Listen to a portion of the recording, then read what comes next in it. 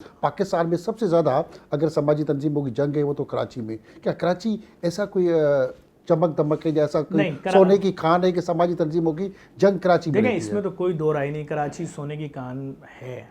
चाहे कराची की शक्ल ख़राब कर दी गई हो, चाहे कराची को उजाड़ दिया गया हो, लेकिन कराची सोने की कान है।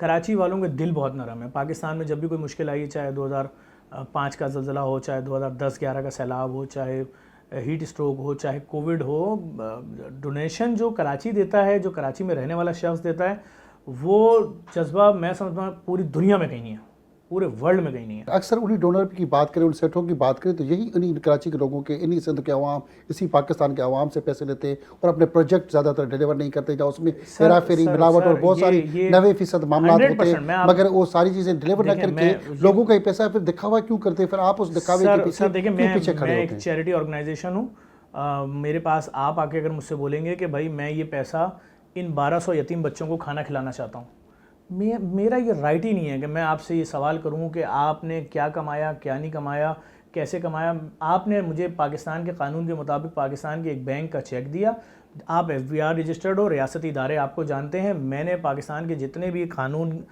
मुझ पे, मेरे NGO पे नाफिज होते हैं, लागू होते हैं, मैंने उन सब पे अमल दरामद किया। PCB ऑडिट कराता हूँ। मैंने आपका चेक लिया, क्रॉस चेक था, अकाउंट में डाला, वो पैसे आए, मैंने उन पैसों से गरीबों को खाना खिला दिया। मैंने आपका शुक्रिया अदा करा। जैसे अभी हुकूमत ने कहा कि जी कैश पैसे किसी भी आइंदा समाजी इदारों को ना दिए जाए, अभी नई पॉलिसी बनी है, इसको किस तरह देख रही है? कैश पैसे में कोई गड़बड़ है, उसी में ऑडिट में गड़बड़ सारी वहीं से शुरू होती है। जैसे सैलाब की बात करें, बाकी कोरोना में तो लोग कैश पैसे आके ला रहे थे और उसका कोई ऑडिट नहीं हो पाएगी बैंक के थ्रू।